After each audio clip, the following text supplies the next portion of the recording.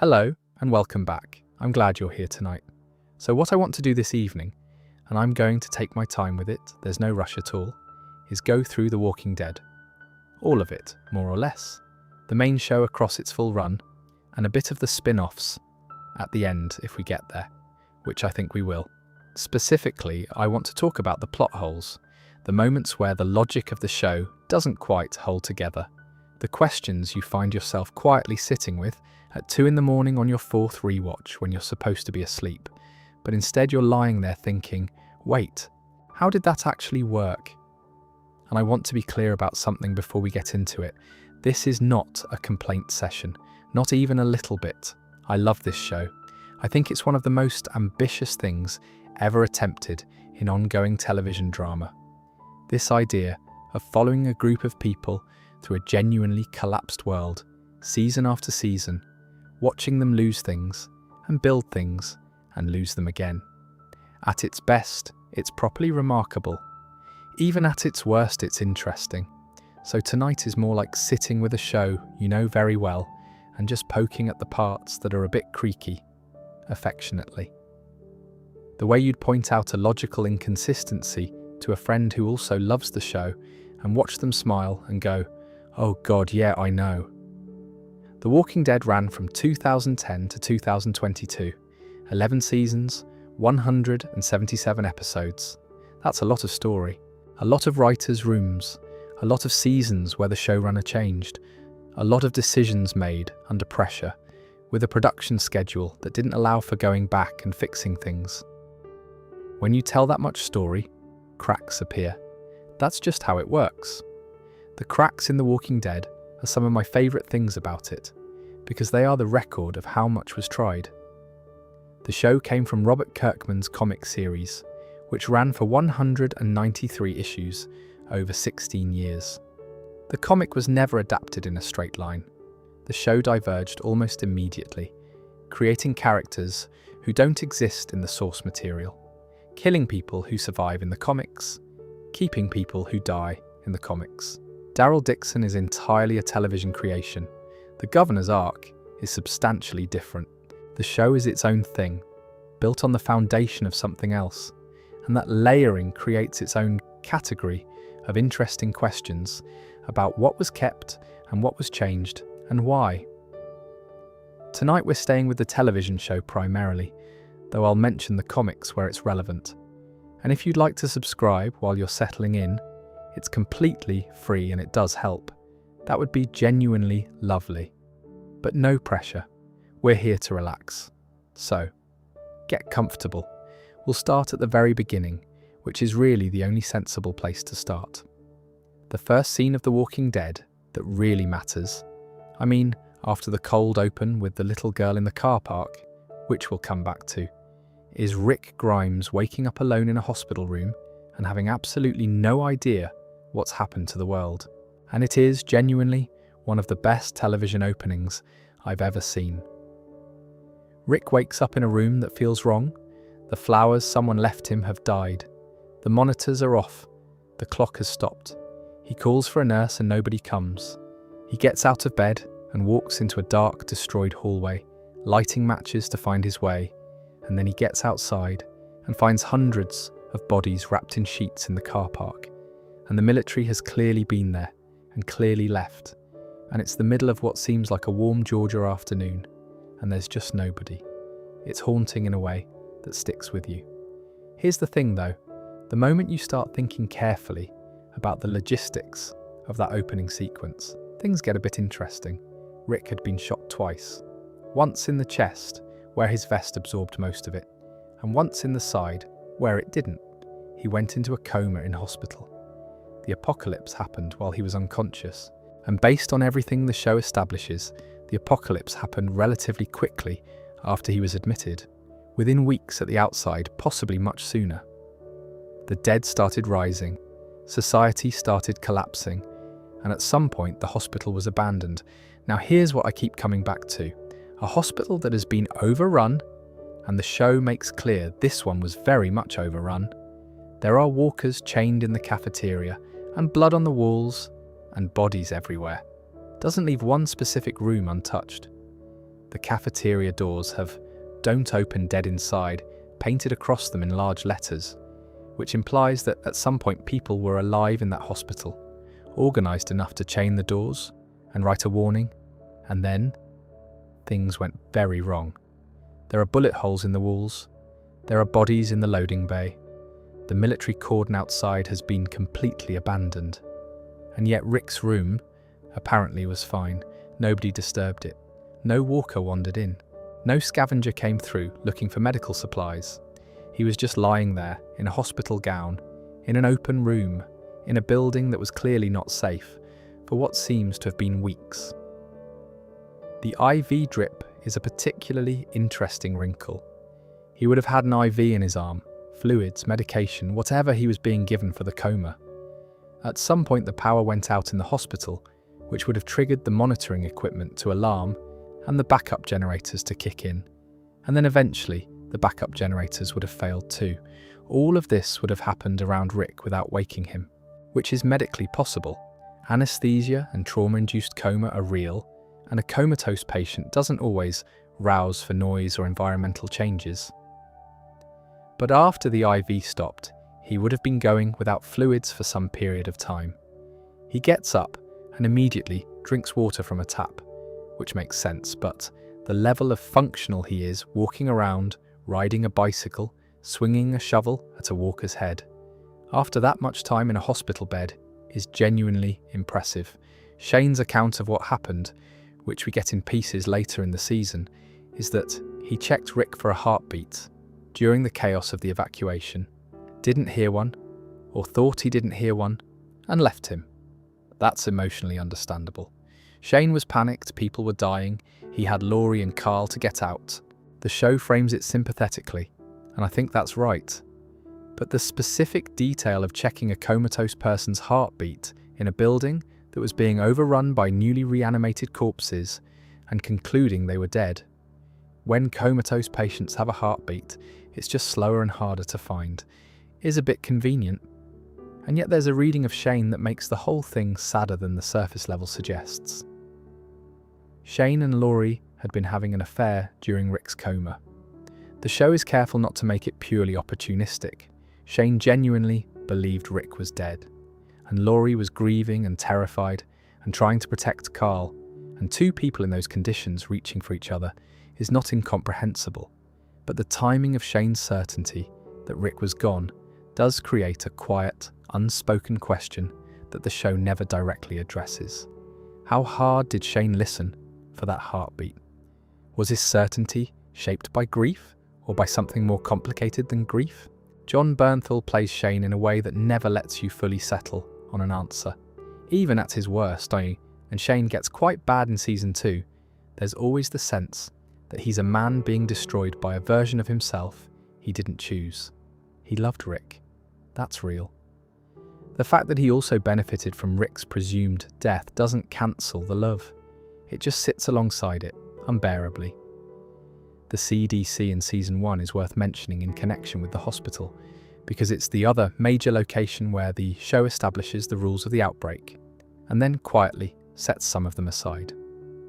Dr. Edwin Jenner, the last surviving scientist at the Centers for Disease Control in Atlanta, tells Rick's group 2 important things. He tells them, via the VI scans he shows them, what happens neurologically when someone turns. And he tells Rick, in a whispered conversation before the building blows up, something that Rick keeps secret for most of season 2. What Jenna tells Rick is that everyone is already infected. Not that you catch the infection from a bite. The infection is already present in every living person. A bite doesn't give you the virus. It causes a wound serious enough to kill you through infection or trauma, and death plus the virus you already carry is what causes the turn. This is why people bitten on limbs can sometimes survive amputation. Cut off the infected wound before it kills you, and your body's existing viral load doesn't reach lethal concentration. Rick knows this from the end of season 1. He doesn't tell the group until season 2 when the information comes out under pressure. The group's reaction is one of the show's sharper character moments. Some people feel betrayed that he kept it from them. Others understand the instinct not to add to an already impossible burden of knowledge. Herschel, who had been operating on the assumption that bites were the mechanism of transmission, takes it particularly hard. The thing is, after this revelation, the show mostly continues as though the revelation hasn't been made. Characters continue to talk about the risk of being bitten as if a bite is what infects you, rather than what kills you. The distinction matters in theory. It should change how the characters think about every death, every close call, every person they lose. If everyone is already infected, then there is no escaping the virus. The only question is whether you die badly enough that the virus can take over. That's a genuinely different psychological landscape, but the show doesn't spend much time in that landscape. The practical implications are quietly set aside because they complicate everything, too much to be useful dramatically, none of which is to say the opening doesn't work. It absolutely works. The disorientation is the point. We're supposed to be as confused as Rick. The show wants us to piece together what happened alongside him, and the way Andrew Lincoln plays those first 15 minutes, the bewilderment, the terror, the grief when he reaches his empty house, is extraordinary. It's just that when you sit with the question, but how was he still alive in that room, the show doesn't have a great answer, which is fine. It doesn't need one. Some things in storytelling are better left as mysteries, and the opening of The Walking Dead earns that mystery 100 times over.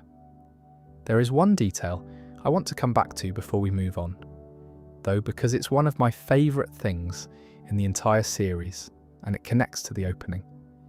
When Rick gets out of the hospital and rides a bicycle to look for his family, he passes through a park and finds a woman, well, the remains of a woman, who has been badly injured. Most of her lower body is gone. She's still alive in the Walker sense. She's crawling, reaching for him. He falls off the bicycle, collects himself, and rides away. And then at the very end of the episode, he comes back.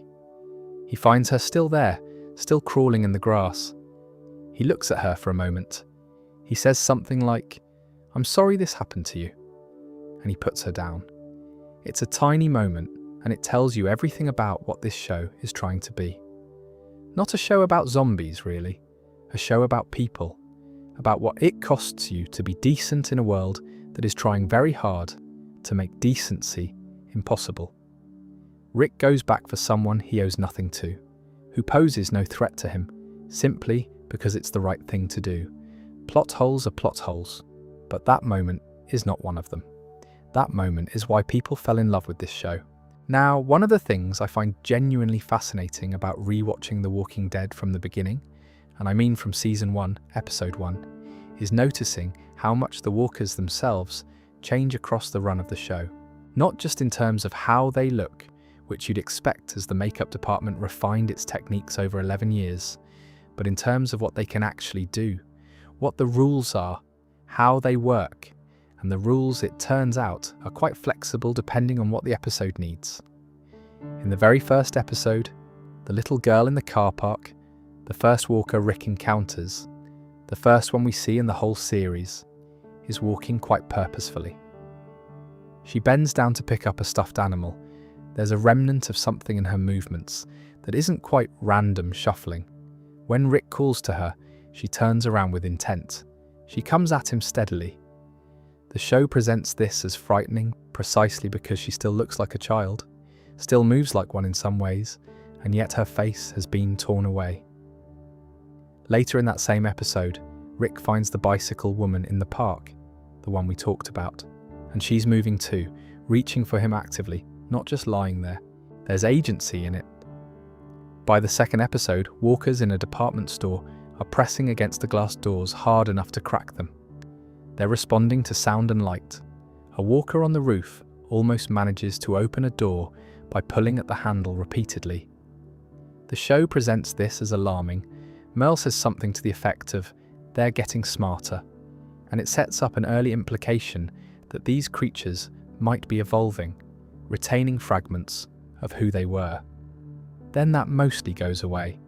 By season 3 or 4, walkers are primarily slow, shambling, fairly easy to avoid if you keep your wits about you. The door's opening capability disappears almost entirely. The retained memory or instinct angle is only occasionally revisited, most notably with the governor's daughter Penny, who still responds to certain stimuli in a way that suggests some fragment of recognition.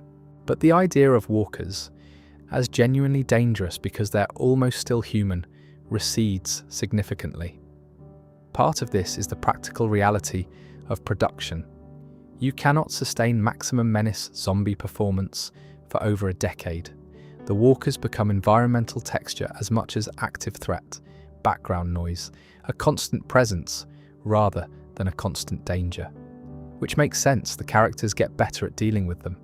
They've had years of practice, but it does create some odd inconsistencies when you watch the seasons back to back. The speed is the most obvious one. Early walkers can move at something approaching a jog when agitated. By the middle seasons, the living characters can walk briskly and be perfectly safe. By the Commonwealth arc, walkers are essentially slow-moving obstacles that a competent fighter can handle without breaking a sweat. Rick's group in Season 1 treats a small cluster of walkers as a genuine emergency. By Season 8, Daryl Dixon wades through dozens of them on his own, like he's doing mild admin. The detection logic shifts too. Early on, walkers seem to have reasonably acute senses. They respond to sound, light and smell, sometimes all three simultaneously. There's a scene in Season 2 where the group has to sneak through a massive herd on the road during a blizzard, staying very still and very quiet. And it works because the walkers can't see them clearly in the snow, and the wind is masking their scent, which is internally consistent and actually quite clever. But then you have moments in later seasons where characters are doing things that should absolutely attract walker attention. Firing guns, driving vehicles, shouting to each other, and the walkers are either not responding or responding inconsistently. The rules flex to serve the scene rather than the scene serving the rules. The smell logic is particularly interesting to sit with. The show establishes very early, in the second episode of the entire series, that you can mask your human scent by covering yourself in walker guts and fluids, which allows you to walk through a herd undetected. Rick and Glenn use this to get from the department store to the van, and it works perfectly. It's a genuinely ingenious solution to an impossible problem, and it's one of the most memorable sequences in Season 1. And then the show doesn't really use it again for years. Michonne uses a version of it with her pet walkers, which we'll talk about properly in a bit. There's a callback to the guts trick in a later season when the group needs to get through a herd, but for the most part, across hundreds of episodes, the characters who have established that this technique works simply don't use it. They fight their way through herds, they risk their lives avoiding them, they devise elaborate plans to divert them. The in-universe explanation would be that it's not always practical. You need fresh walker remains, which isn't always available, and the smell washes off in rain, which the show establishes in Season 1. Fair enough, but there are moments where the guts trick would be so obviously useful that the characters not reaching for it feels like a convenience rather than a choice. Then there's decomposition, which is the mathematical inevitability that the show has to quietly ignore in its later seasons. If walkers are reanimated human bodies, they should be decomposing. And they are. The show's makeup team does genuinely impressive work showing walkers at different stages of decay, with the earliest turned ones looking more recently dead, and the older ones looking more skeletal and degraded. But by Season 10 or 11, walkers who turned in Year 1 should be, functionally, falling apart. The biology of decay in a warm climate like Georgia moves quickly. Bone, cartilage, muscle, all of it goes. The show introduces the concept of variance in later seasons, walkers that are somehow faster or slightly more capable than standard walkers. This is an attempt to keep the threat level credible, as the walkers themselves would logically be becoming less dangerous simply through decomposition. It's a reasonable creative solution, though it does require expanding the rules of what walkers are and can do. There's also the question of what walkers do when they're not chasing something. This is something the show touches on in passing, but never fully explores. A walker with no stimulus, no sound, no movement, no smell of living things nearby, seems to just stand or wander in small circles. There are shots of walkers in fields, in buildings, in empty corridors, doing nothing in particular. They don't appear to sleep. They don't appear to eat each other, as we've noted. They just persist, moving very slowly toward nothing. The herd logic is particularly interesting here. Large groups of walkers move together in a direction with some collective momentum. The show implies that sound is what orients a herd. A loud enough noise will draw walkers toward it, and then the walker's movement draws other walkers, and the whole thing compounds, which is plausible. But what keeps a herd moving once the initial sound source has stopped? What gives it direction over a period of days or weeks? The show depicts herds as these slow-moving catastrophes that drift across the landscape, and there's something genuinely beautiful and haunting about that image. But the mechanics of how they sustain direction over time is one of those questions the show wisely chooses not to answer. Season 4 has a specific walker incident that I think about in connection with all of this, which is the flu storyline. A strain of influenza sweeps through the prison population. People die of the flu. People who die of the flu, if they haven't been put down first, turn in their beds. And then you have walkers inside the supposedly secure cell block, which is catastrophically dangerous. The show uses this to make a point about the nature of the threat. It's not just walkers outside the walls you have to worry about. It's the simple fact of people dying, because every death is a potential turning. This was established as a rule from the CDC episode, but the prison flu arc is the first time the show properly weaponizes it against a secured community. The specific walkers that result from the flu are also notably worse smelling than standard walkers apparently, which affects how you have to handle them. Herschel wears a crude mask made of cloth when he works in the sick bay. It's one of the show's nice details, the kind of thing you notice on a rewatch. The show remembering that the biological reality of all this would have smell as a significant component. One more thing I always notice on rewatches. The show's approach to walker sound design changes significantly across the seasons. Early walkers make a specific kind of guttural, sustained moan that the sound design team clearly spent time on. It's not quite like anything else.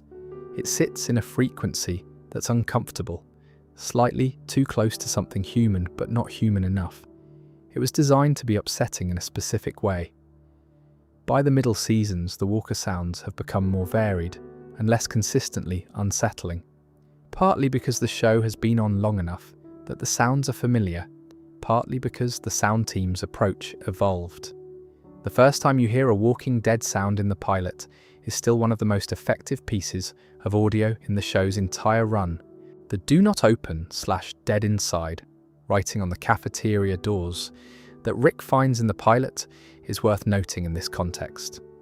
Somebody in that hospital, in the early days of the collapse, wrote that on those doors.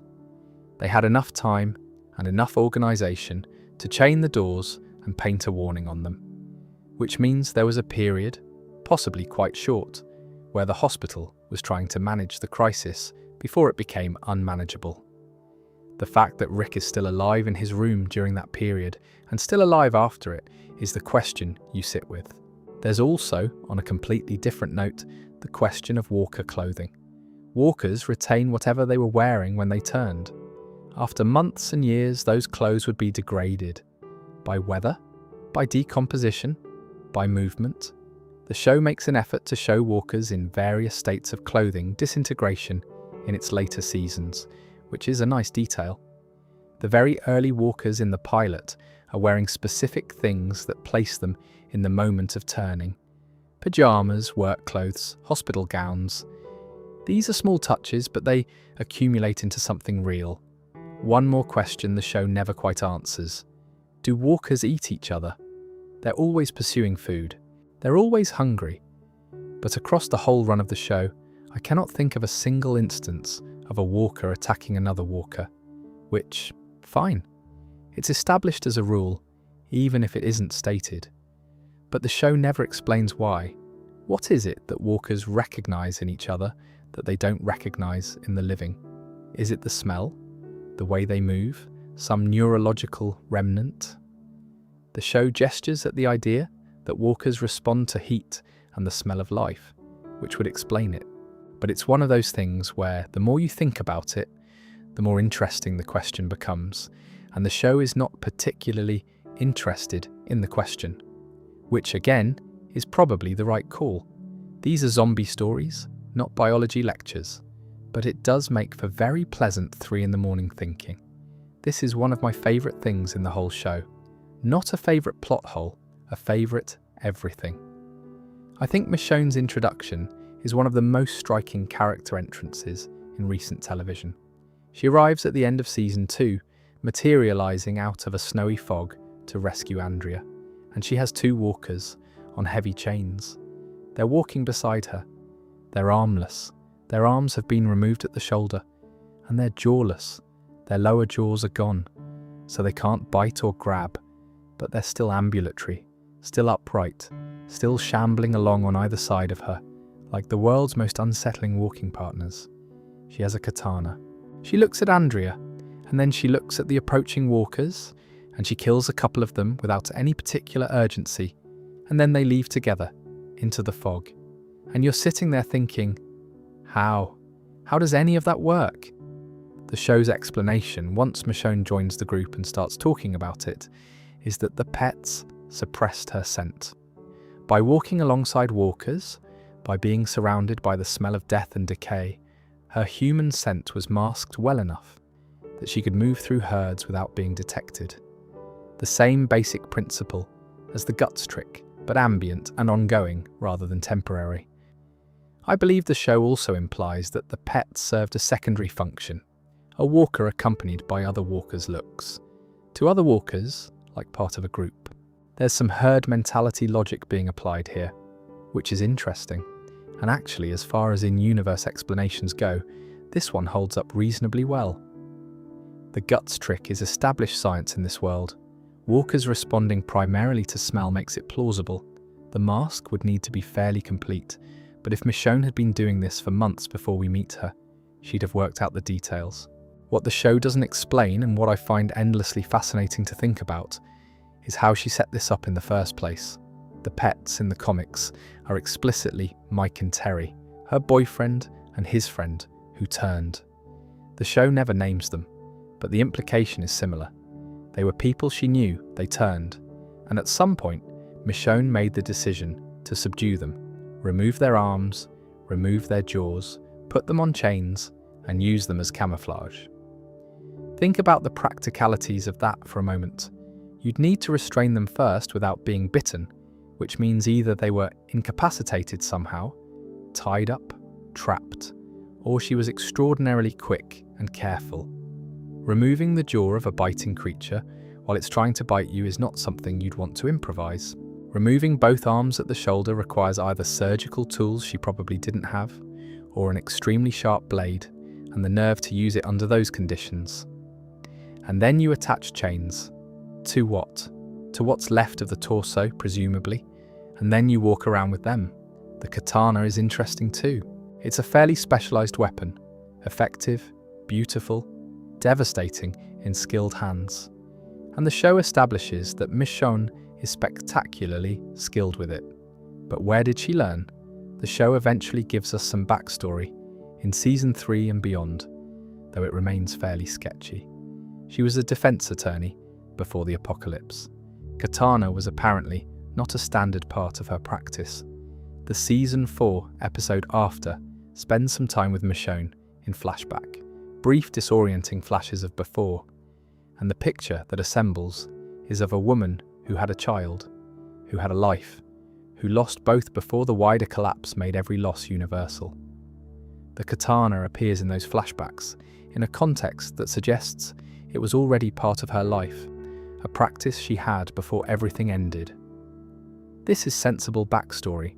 It doesn't fully close the question of how she became as capable with it as she clearly is, but it locates the skill within a real person rather than treating it as a given. The show's most interesting addition to the Michonne and Daryl dynamic, and it's something the comics didn't have, because Daryl doesn't exist in the comics, is the gradual mutual recognition between two people who are both very good at surviving in ways that cost them something. Daryl is a tracker and a hunter who grew up hard and doesn't quite fit inside civilized structures even when he wants to. Michonne is someone who has built walls around herself so thoroughly that they became a kind of armor. Neither of them quite knows how to be easy in the world. When they figure each other out over many episodes, it's done almost entirely without dialogue. Two people just seeing each other. It's one of the show's unassuming pleasures.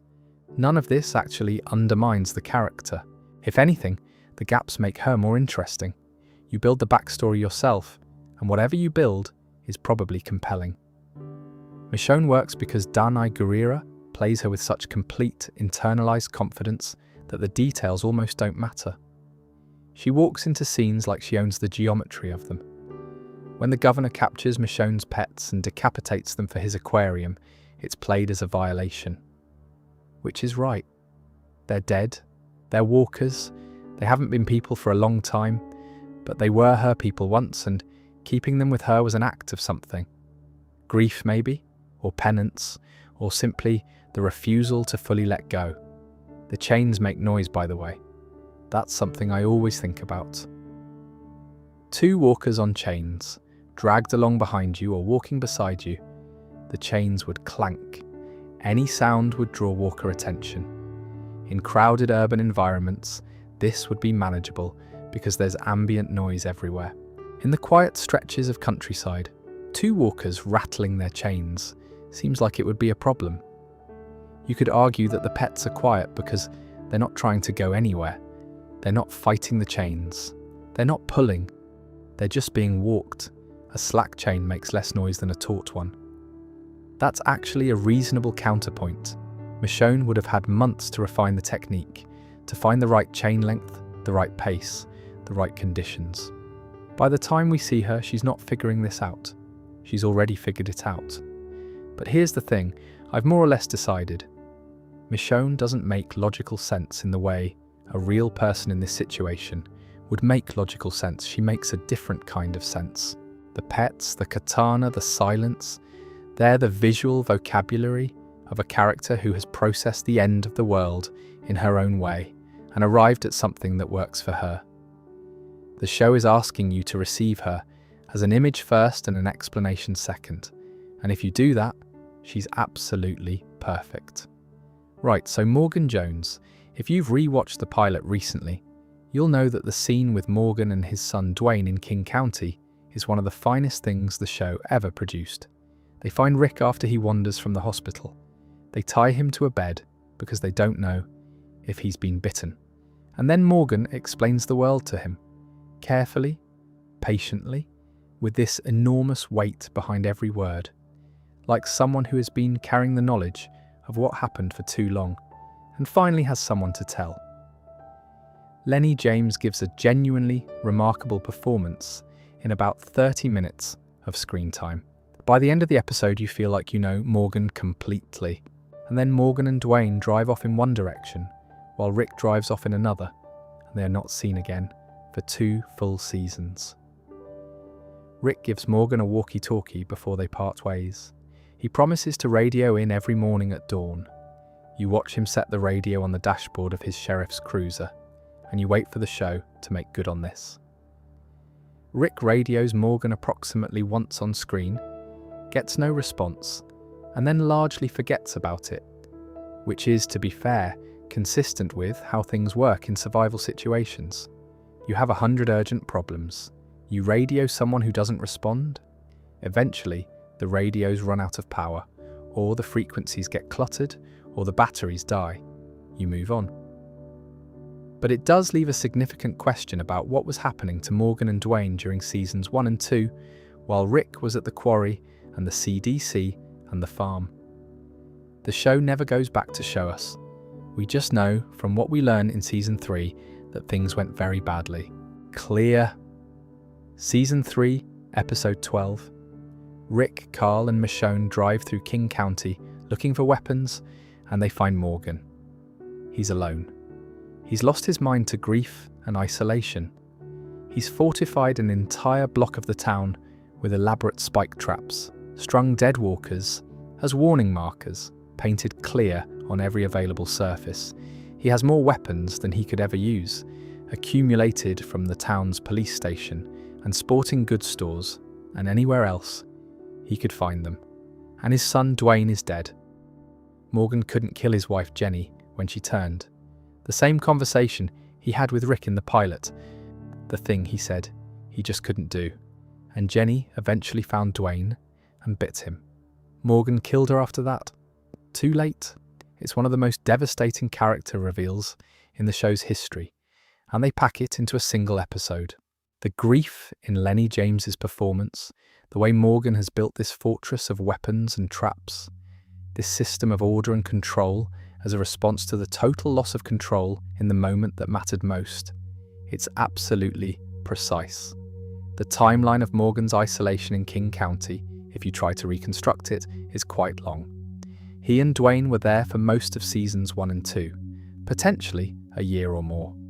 One adult and one child in a town that was gradually becoming more dangerous as walkers accumulated, as the infrastructure deteriorated, as the psychological weight compressed against them. Dwayne was learning to shoot. Morgan was maintaining their space, scavenging, surviving, and Morgan couldn't kill Jenny. This is the thing he told Rick on that first night, in the Drake house, through the cupboard window, while Jenny tried the front door handle. He couldn't do it. She was his wife. He had watched her turn, and he couldn't make himself end it. And eventually, she found Dwayne. Morgan killed her then. Too late, always too late, and it broke him completely. What you see in Clear is a man who has designed an entire physical reality around protection that arrived too late. Every spike trap, every alarm, every cached weapon. A monument to the day he wasn't fast enough. You cannot build the fortress elaborate enough to undo that, but you can keep building. Rick's conversation with Morgan in that episode has a quality I find genuinely moving, reaching for someone who doesn't quite have the equipment to be reached, partly reaching for the person he remembers, rather than the one in front of him. Now, Morgan being in King County is one thing. Rick's group passes through on their way between the prison and other destinations, so geographically it works. But what happens next requires some acceptance. By the end of Season 5, after the group has been to Terminus and Atlanta and a hospital and Washington DC, Morgan appears again. He's been following Rick's trail. He's been tracking the group across multiple states. He finds a map, given to him, the show implies, by someone from a church community who'd been given directions to Alexandria, with Rick's name on it. And he turns up at the gates of Alexandria, Virginia, just as the Season 5 finale ends. He's there. He found them. The chain of information that had to pass from one person to another to land that map in Morgan's hands is remarkable to reconstruct.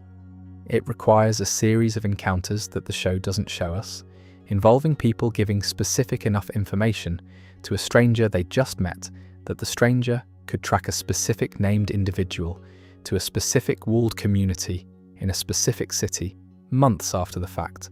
I find this deeply implausible and also completely emotionally right. Morgan showing up at the gates of Alexandria with that look on his face when he sees Rick, relief, bewilderment, something like joy, is one of those moments that doesn't require explanation. The explanation would be beside the point. What the show does beautifully with Morgan in Season 6 is give us a single episode, Here's Not Here, that traces his journey from the broken man in King County to something more like himself again. He meets a man named Eastman, a forensic psychiatrist who has built a small farm and is living quietly, and who practices Aikido, and who believes quite simply that all life is precious. Morgan stays with Eastman. He learns Aikido. He rebuilds something. It's the kind of episode that television rarely takes the risk of making. 45 minutes of two people talking and training and building a friendship with almost no other characters, no action, no urgency, and it's one of the best things the show ever did. The plot hole of Morgan's miraculous navigation across the eastern seaboard is, by that episode, essentially forgiven. You don't particularly care how he got there. You're just glad he did. Season 2 is the most divisive season of The Walking Dead among the people I've spoken to about it, and I completely understand why.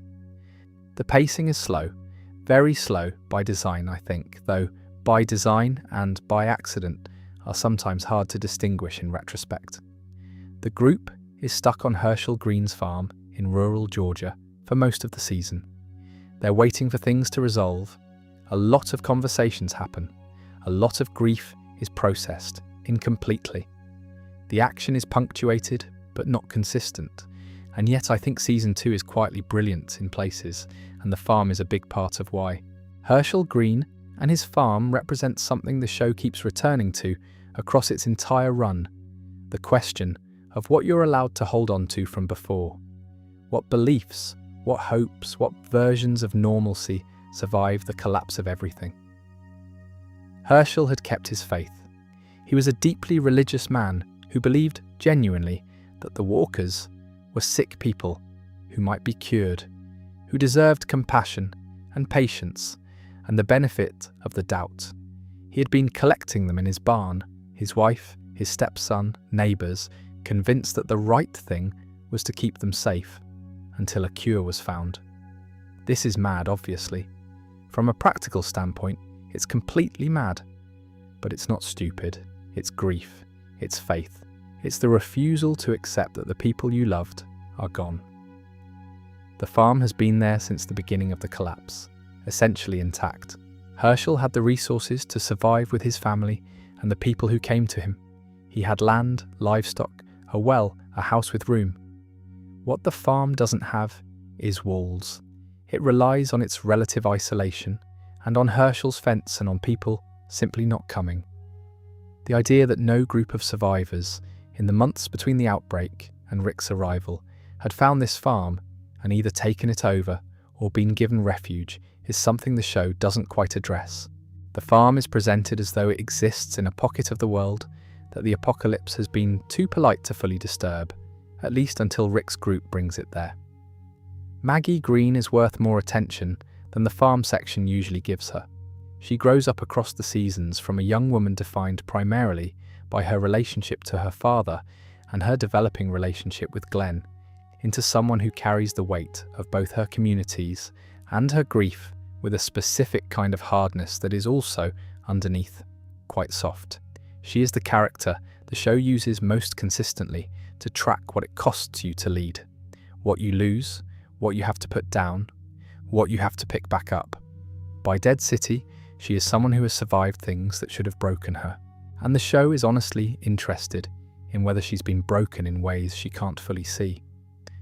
The logistics of the barn situation are interesting to think about. How do you keep walkers in a barn without them breaking out? Herschel and his farmhands had bolted the doors from the outside and were presumably reinforcing them regularly. How do you feed them?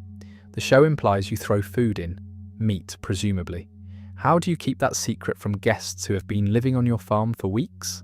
You ask everyone to stay away from the barn, and they largely do because it's your farm and your rules. The group finds out about the barn walkers through a series of escalating moments that culminate in Shane breaking the barn doors open in one of the season's most electric scenes. The walkers pour out. The group shoots them. Herschel watches his wife walk out of his barn and get shot in the head by a former drunk who he'd decided to give a chance to. It's brutal.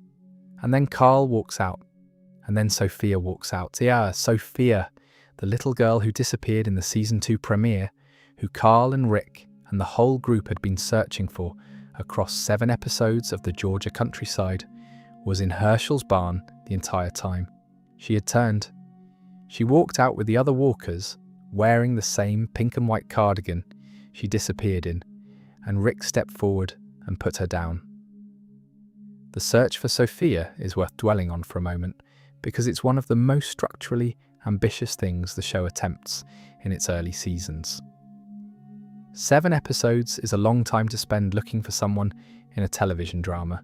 The show knows it's testing viewer patience. It's consciously doing something slow and uncertain, tracking the daily emotional cost of a search that keeps producing nothing. Characters argue about whether to keep looking, the group's morale frays. Rick's authority is questioned. Shane points out with characteristic bluntness that the search is consuming resources and energy that could be used for the group's survival. And throughout all of this, Sophia is in the barn. The question of how she got there is actually answered briefly. Otis had found her wandering and put her in the barn, not knowing she'd turned, or knowing and following Herschel's protocol about barn walkers. The show implies the latter, which means Otis knew there was a child in the barn, and Otis then died trying to help save Carl, which is both genuinely heroic and the mechanism by which the knowledge of Sophia's location died with him. Nobody else was told, or nobody who knew thought to say anything, because talking about the barn was not something the Green family did. Shane's death in Season 2 is where the Sophia arc finds its full meaning, in a way that goes beyond the barn reveal. Shane has been the one who said, "Stop looking," who applied cold survival logic to a situation that the rest of the group refused to be cold about. And Shane was right about the outcome. Sophia was gone, but the show makes clear, in the way Rick deals with him subsequently, that being right in that specific way costs you something essential. Carl, who shoots Shane after he turns, is not the same child after that moment. Nor is Rick. The farm itself has one more wrinkle that I find entertaining, which is the well walker. A walker fell into one of the farm's water wells at some point. Maybe early in the outbreak, maybe later, the show doesn't specify. It's been there long enough to bloat in the water, swelling to a size that makes removal complicated. The group decides to try to get it out whole. If it tears apart in the well, the water supply is contaminated. This doesn't work. The walker tears in half on the way up. The insides go into the well. The well is ruined. What I love about this sequence is that it captures something true about the show's approach to problem solving in the early seasons. The group tries the careful, sensible thing, and it fails, and the consequence is real and lasting. No reset button. The well is contaminated, they move on. Herschel says there are other water sources. Nobody mentions it again. Some losses are just losses. Right. Andrea.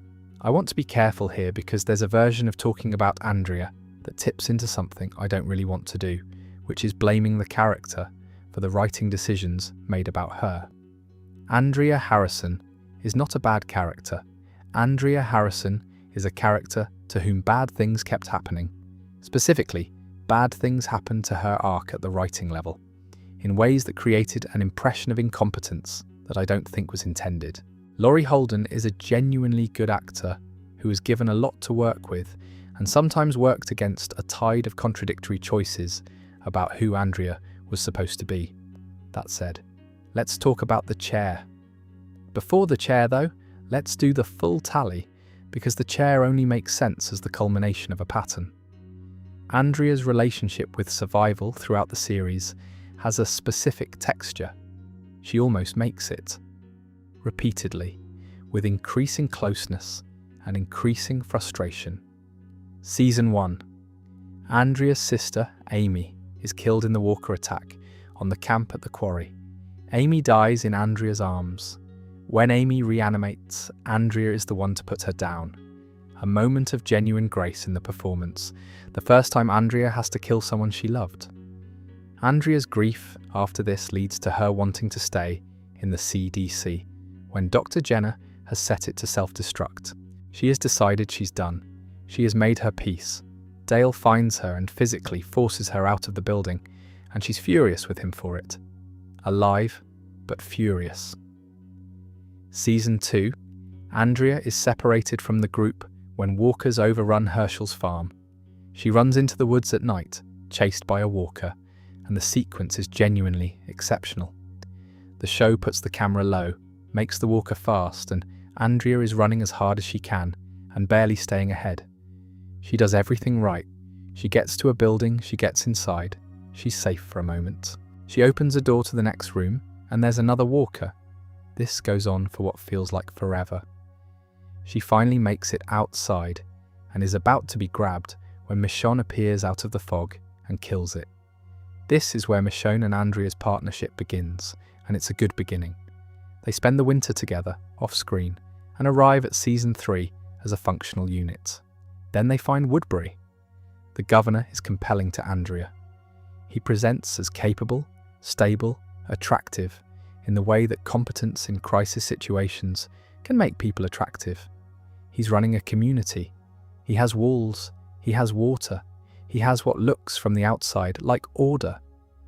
Michonne's instincts fire immediately. She doesn't trust him. She doesn't trust the town. She wants to leave. Andrea's instincts are different. This is what survival looks like. This is something worth protecting. The show is, I think, trying to do something interesting here. Michonne and Andrea represent two different responses to the world. As it is, Michonne has shed almost everything from before, travels light, trusts almost no one. Andrea has been looking for a community to belong to since Amy died, wants to believe in what people can build. Both responses are reasonable. Both responses have costs, but the execution gets muddy. Andrea gets involved with the governor romantically, which is her choice to make, but the show uses it to put her in positions where she has to know more than she lets on, and then has her not act on what she knows, repeatedly, in ways that accumulate into something that looked to many viewers like stupidity. She has a knife at the governor's throat at night. She walks away. The show gives her a reason. She's genuinely conflicted, but it doesn't land. Part of the problem is structural. The show is running two parallel storylines in Season 3, Rick's prison and the governor's Woodbury. And it needs Andrea to be in Woodbury for the full arc, which means it needs her to keep reasons to stay even as those reasons become increasingly strained. The narrative requirement of keeping her in Woodbury puts pressure on her character in ways that eventually overwhelm the character's coherence. Woodbury's community is actually quite interesting as a counterpoint to the prison. The governor has given people safety, which is real. He has given them structure, which is real. The cost of that safety and structure is a specific kind of ignorance. Not knowing what's behind the curtain, not asking certain questions, accepting the official account of things because the alternative is uncertainty. The arena is the clearest example. People watch gladiatorial fights because the governor has framed it as controlled catharsis, and because the alternative, admitting they live in a community that does gladiatorial fights, is uncomfortable. People have extraordinary capacity to accept things when the alternative is losing the safety they depend on. This is actually one of the more precise social observations the show makes. The Woodbury residents are not monsters. They are people who have made a series of small compromises under pressure, each one defensible individually, until the cumulative result is something monstrous, which is more or less how these things work in reality. Andrea sees through some of this. She argues with the governor about the arena. She pushes back on his methods. The show gives her intelligence and moral seriousness, and then puts her in a situation where that intelligence and moral seriousness lead to the chair, which is the most Andrea possible ending, in a way that's either beautiful or deeply frustrating depending on your relationship with the character. The escape sequence in the Season 3 finale is where the show earns back a lot of goodwill on Andrea's behalf, I think. She gets out of the governor's rooms, she runs through Woodbury at night, she is hunted through a dark factory by the governor in a sequence that is properly terrifying, and she gets within yards of the prison fence. She can see Rick on the other side. She shouts to him. He sees her. She is right there. And then the governor grabs her from behind, inches from safety, and drags her back. That's devastating. And it's the show demonstrating that Andrea's failure is not stupidity, but relentless, terrible luck. Which brings us to the chair. Andrea is handcuffed to a chair in a room with Milton, who the governor has stabbed and left to die there with her. He's going to turn and kill her. The governor locks them in together deliberately. Andrea has to free her hands before Milton turns. The show cuts away. It builds other scenes. When Rick's group finally reaches the room, it's too late. Andrea has been bitten. She freed herself, eventually, with a tool she'd found, but not before Milton turned and got to her. She asks for a gun to do it herself. She does it herself. Rick and Michonne are through the door. Here's the thing about this scene that I think about. The show never precisely establishes how much time passed. You don't know how fast Milton turned. You don't know exactly when Andrea got free. The implication is that she was extremely close, that she freed herself just as Milton turned, that the margin was seconds, which is a perfectly coherent explanation and is consistent with everything the show establishes about how fast turning happens. But it didn't feel that way to viewers. It felt like she had time. It felt like the show kept giving her near misses, and this was one too many. Whether that's a failure of execution or a failure of expectation is hard to say from the outside. What I know is that Laurie Holden played the final scene with Andrea, the goodbyes, the self-possession, the refusal to die badly, as beautifully as anything in the series, and that Andrea deserved a better run than she got. Philip Blake, or Brian Herriot, depending on which version of the story you're telling.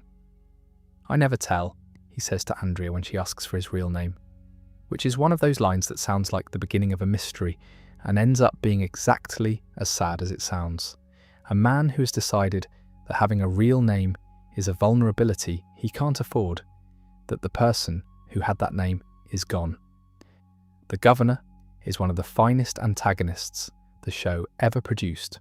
David Morrissey plays him with this quality of warmth that never quite dissipates even when you know what he's capable of, which is the most disturbing possible version of the character. He is genuinely charming. He is genuinely caring about certain people. The community he has built in Woodbury is, by the standards of the apocalypse, remarkably functional. People have homes, there's a medical setup, there's regular food, there are social structures that give people something to organise themselves around. He has done genuinely impressive work in the context of civilization having ended. And then he has a room full of heads in aquarium tanks. The heads are walker heads, severed, kept alive by whatever mechanism keeps walkers ambulant, floating or resting in fish tanks full of water, staring. He sits in front of them at night, in a chair, and looks at them. The show frames this as a ritual of contemplation. He's in the presence of what the world has become. He's keeping himself connected to it. He finds something in their gaze that's like honesty, or perhaps it's control. He keeps death in a room and visits it on his own schedule. Among the heads are Michonne's pets, which he added after she killed Penny. Among the pets are various walker heads of unknown origin. The practical question of how you maintain a dozen aquarium tanks of severed zombie heads is genuinely strange to sit with. Do you change the water? Does decomposition slow in water?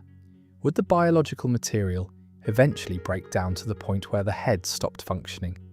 The show never engages with this. Penny, though, is the one that matters. The governor's daughter, who turned at some point before the show begins. He keeps her in a closet, chained, wearing a cloth bag over her head. He feeds her, he plays music for her, he brushes her hair. When Michonne discovers Penny and kills her, the governor's reaction is raw and instantaneous. He isn't performing, he isn't calculating, he's simply destroyed. And in that moment, you understand everything. Penny is why Woodbury exists. The whole edifice, the walls, the rules, the arena, the aquarium room, all of it, is built around the refusal to let Penny be gone. The governor built a world in which death is managed and controlled and kept in glass cases, because the one death he cannot manage is his daughter's, and keeping her in a closet with her hair brushed is the closest he can get to pretending she isn't dead. It's a portrait of grief so specific and so wrong that it's almost unbearable. The governor's real name, Philip Blake, is eventually disclosed, with Woodbury's residents referring to him by it once he's revealed to have been lying about being called the governor as a title.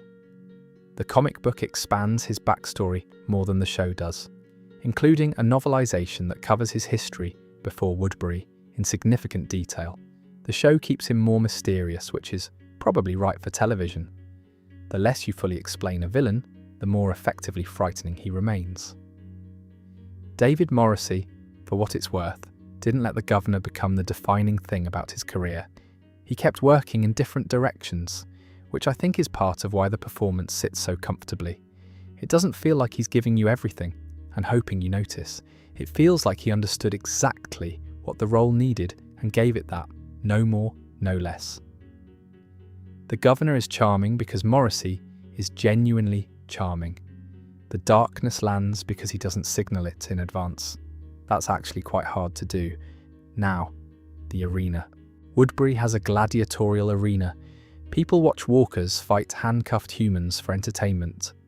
The governor presents this as catharsis, letting people feel their anger, letting people feel powerful over the things that have been terrorizing them.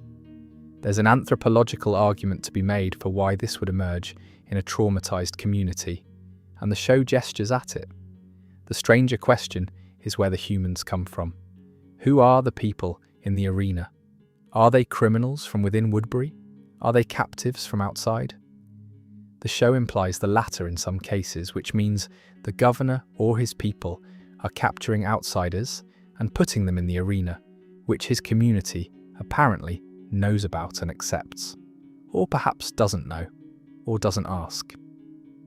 The National Guard massacre from the Season 3 opening is the clearest example of the governor's operational logic. A National Guard helicopter goes down near Woodbury. The governor finds the survivors. He talks to them. He seems to be offering alliance, and then his men kill all of them and take their trucks, weapons, medicine. He goes back to Woodbury and tells his people the soldiers had already turned, that they found them this way. Michonne sees the bullet holes in the trucks. She asks questions. The governor deflects. This is the moment where the show is most precise about what the governor is. A man who will do anything to keep his world stable, including murder, and who is extraordinarily good at managing the information that would threaten that stability. The attack on Rick's prison group later is an extension of the same logic. They represent a threat to Woodbury's primacy, and threats to Woodbury cannot be tolerated. Why he retreats from the first prison assault, though, is genuinely puzzling. He has more people, better weapons, and a tactical advantage. The prison group is scrambling. He pulls back. The show's explanation is something about not wanting to pay too high a cost in lives for a battle that doesn't need to be fought right now, which is a reasonable military calculation. But then he comes back with a tank, and still loses, primarily because his own people break when things get difficult. Which tells you something interesting about the difference between a community built on genuine trust and one built on managed information.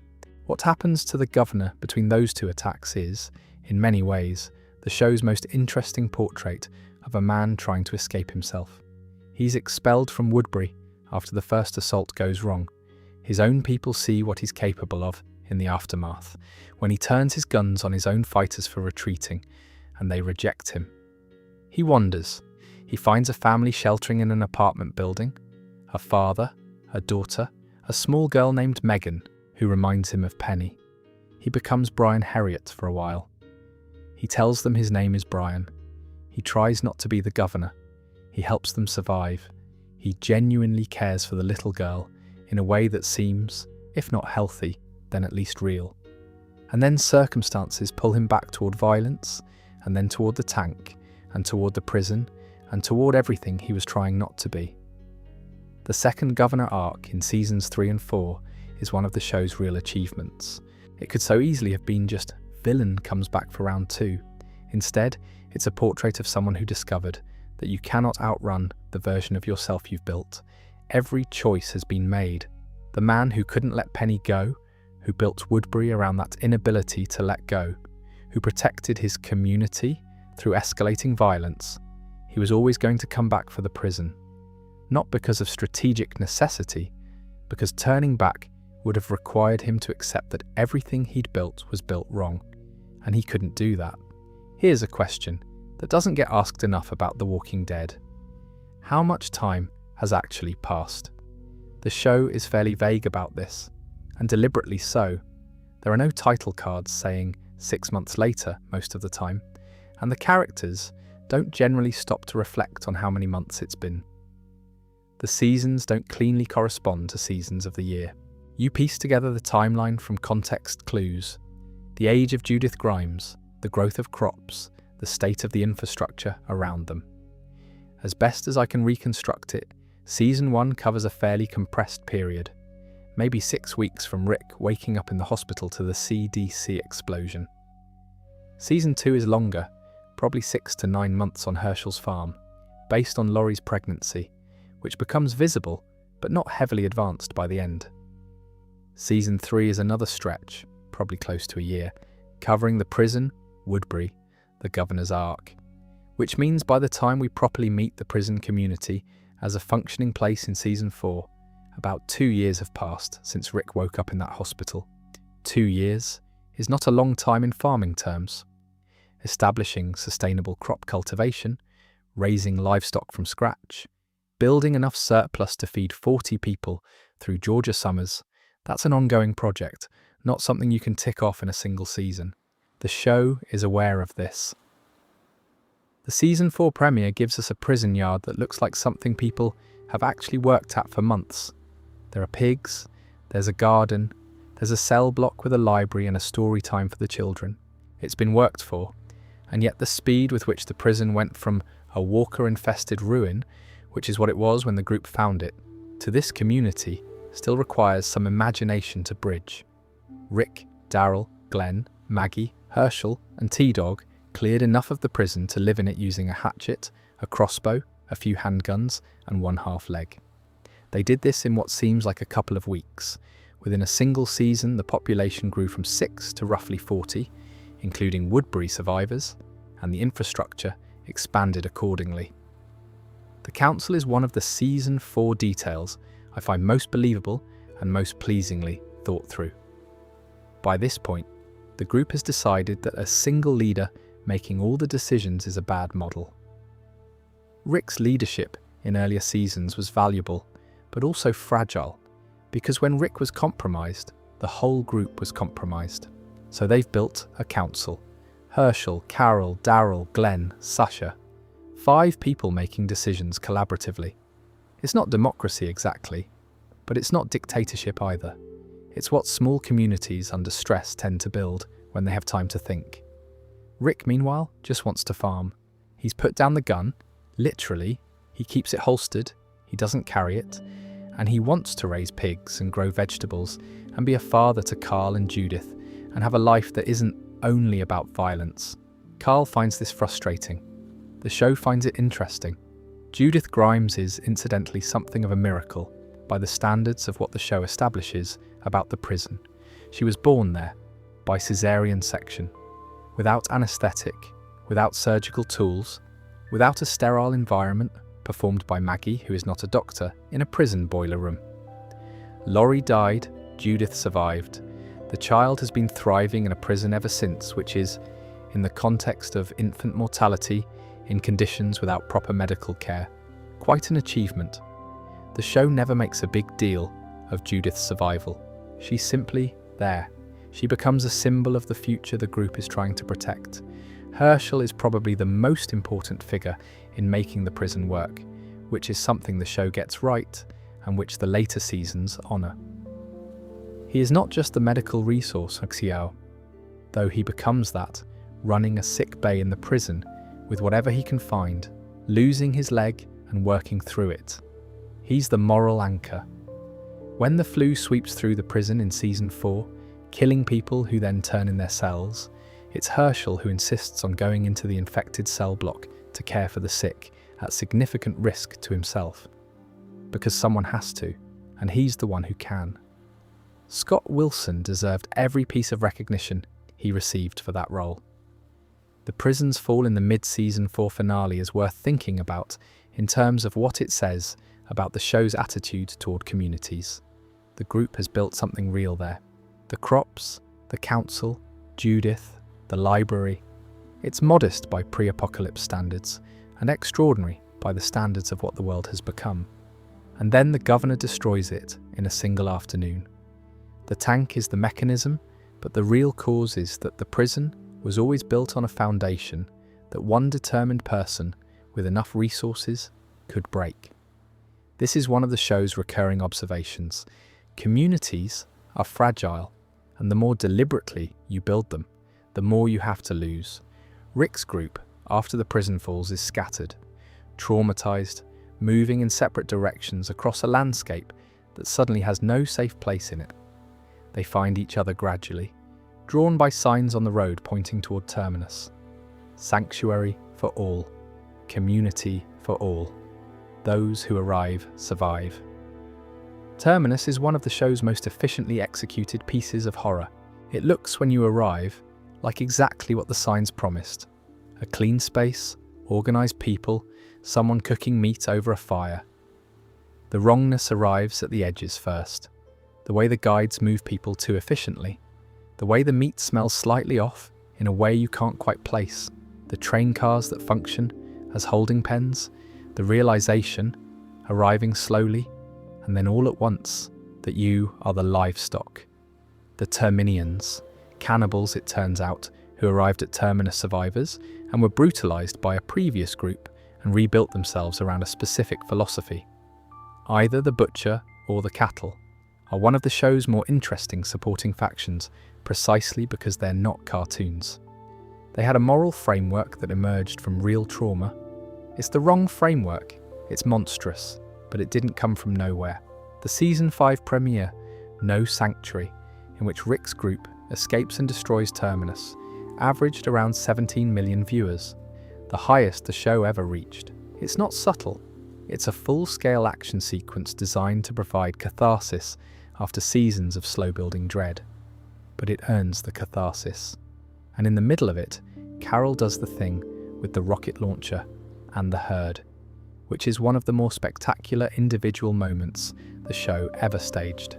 Before we move on, if you're enjoying this, please do consider subscribing. It genuinely helps the channel, and it's completely free. The first time Abraham Ford appears on screen, he is a large man with an impressive moustache who is hitting walkers with a shovel with a quality of cheerful determination that immediately distinguishes him. He is, the show will eventually establish, a former US Army sergeant who's been moving through the South, keeping a small group alive, driven by a single purpose: getting Eugene Porter to Washington, D.C. Eugene Porter is standing behind Abraham when they meet Rick's group at the prison fence. He is wearing cargo shorts. He has a mullet.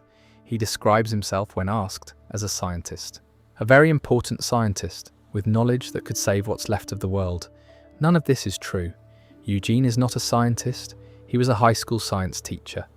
He has a reasonable education in the biological sciences, enough to talk the talk convincingly, enough to reference the right terminology, and demonstrate plausible familiarity with the relevant concepts. He's actually quite intelligent. But the cure he claims to know about, the reason he's supposedly going to Washington, the information that makes him worth protecting with Abraham's life, that doesn't exist. He invented it. He invented it because he knew he couldn't survive alone, and he knew that a scientist with a cure was worth protecting. So he made himself one.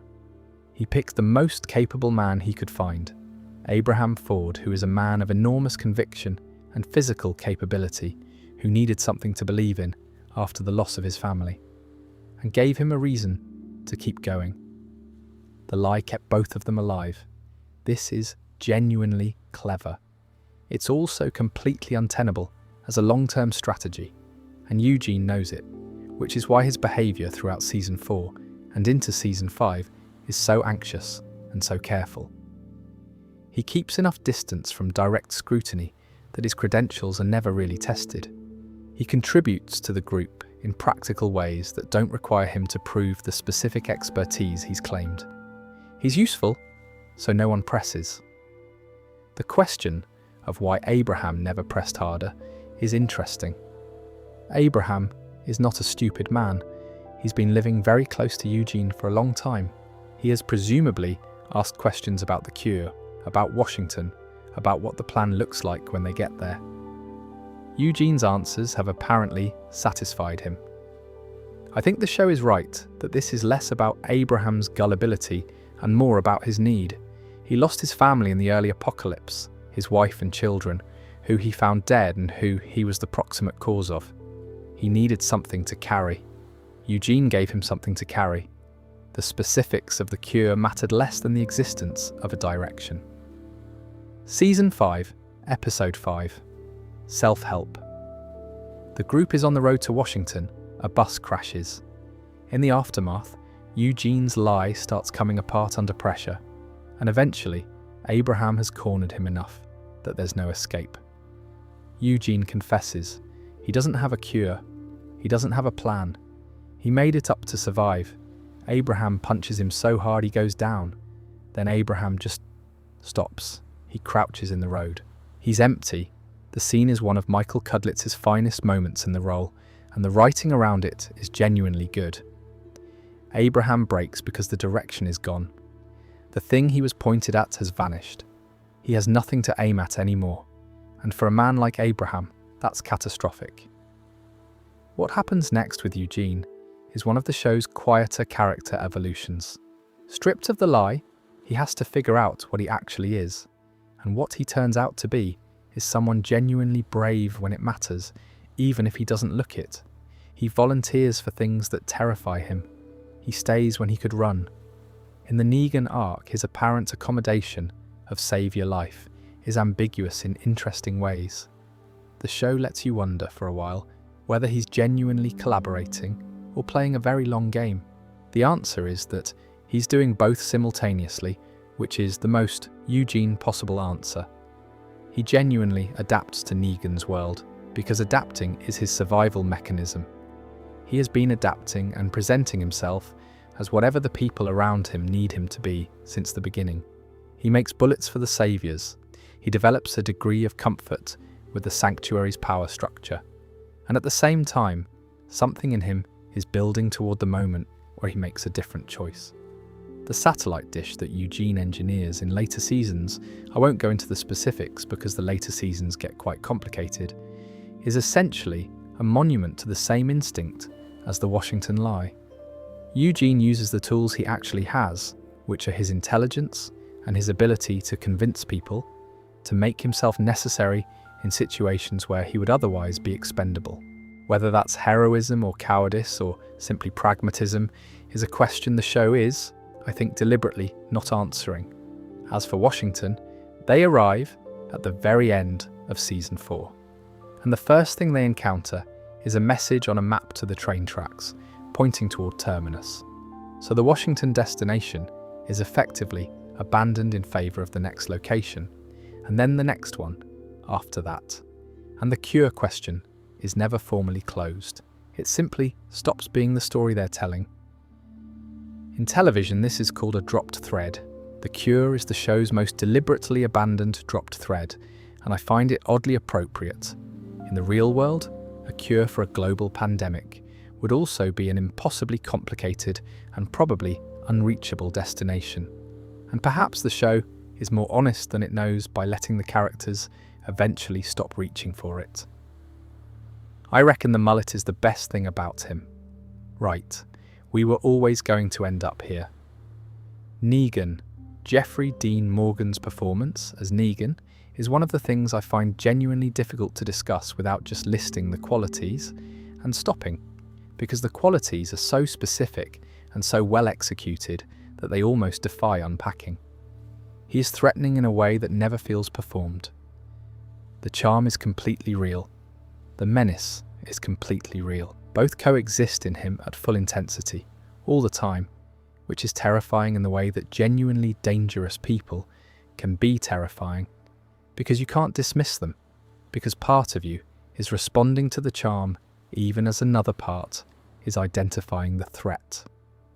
The Season 6 finale cliffhanger is a good place to start with the Negan-era plot questions, because it's where the show's relationship with its audience first shows significant strain. The finale ends with Negan executing one member of Rick's group with Lucille, his barbed wire-wrapped baseball bat, and the camera cuts to black on the impact, leaving the identity of the victim unknown. This was supposed to be a "Who Got Shot in Dallas" moment, a cliffhanger that would consume the fan base for 6 months. What it actually did for many viewers was feel like a manipulation, like the show was holding back information as a stunt rather than as storytelling. By the time Season 7 opened and the victim was revealed, 2 victims, in fact first Abraham and then Glenn, in a sequence of extended graphic violence, a significant portion of the audience had spent 6 months building emotional defences. The show had trained them not to trust it with their feelings, and then asked them to feel things very intensely. It didn't work as well as it should have. Glenn's death specifically is one of the most significant things that ever happened in this show. In the comics, the moment is iconic, the image of it unforgettable. In the show, the combination of the cliffhanger and the preceding season's dumpster fake-out meant that when Glenn finally died, some viewers were more exhausted than devastated, which is genuinely sad. He deserved better from the audience, and the audience deserved better from the show's planning. Lucille, though. Let's talk about Lucille for a moment. A baseball bat wrapped in barbed wire. It's an extraordinary image, brutal, casual, almost cheerful. The barbed wire catches light. It makes a particular sound when it moves through air. It is also, practically speaking, slightly less effective than a regular baseball bat. Barbed wire slows the swing slightly. It catches on things. It requires more effort to clean. It creates more noise when the weapon isn't in use.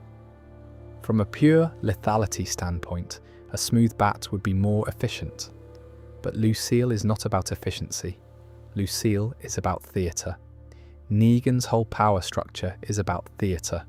The staging of violence, the performance of it, the way he uses it to communicate something about the terms on which people are going to live. Lucille is a prop as much as a weapon. The barbed wire is part of the message, which actually is a satisfying answer to the question. It's just not one the show ever articulates directly. The economic model of the Saviors is where the interesting mathematical problems live. Negan's tribute system requires that the communities under his protection, Hilltop, the Kingdom, Alexandria, give half of everything they produce to the Saviors. Half the food, half the medicine, half any useful resources they find. The problem with this model, played out over time, is that it's not stable. A community that gives up half its production, every period has less to invest in the next period's production. Its people are more malnourished, more vulnerable to illness, less able to maintain infrastructure. This is not an abstract economic problem. It's basic arithmetic. You can extract from a system at very high rates for a while, but you're degrading the system's capacity to produce in the future. Negan's empire would, over time, be killing the goose. The Saviors also have a lot of mouths to feed. Multiple outposts, hundreds of people, all of whom need food and resources that the tribute system has to provide.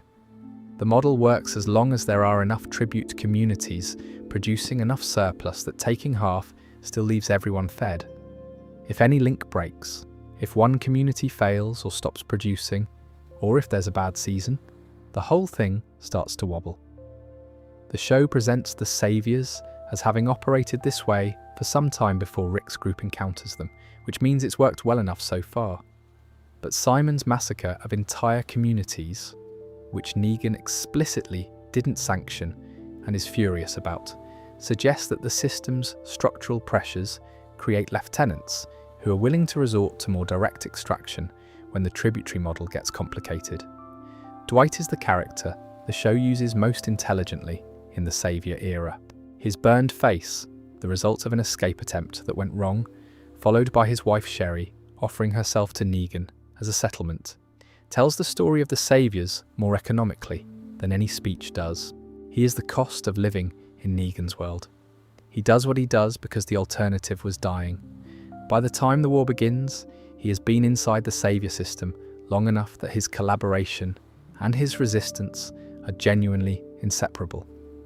The all-out war season is where the Saviors stop being frightening and start being an obstacle, which is probably inevitable once the show commits to a full season of conflict. Rick's coalition, Alexandria, Hilltop, the Kingdom, eventually Jadis and the Scavengers, though that gets complicated, takes on a numerically superior force through a combination of strategic coordination, supply disruption, and the moral rot at the Saviour's centre. It's not entirely implausible that a decentralised network of communities with the right tactical approach could defeat a larger but more centralised organisation. Centralisation has weaknesses.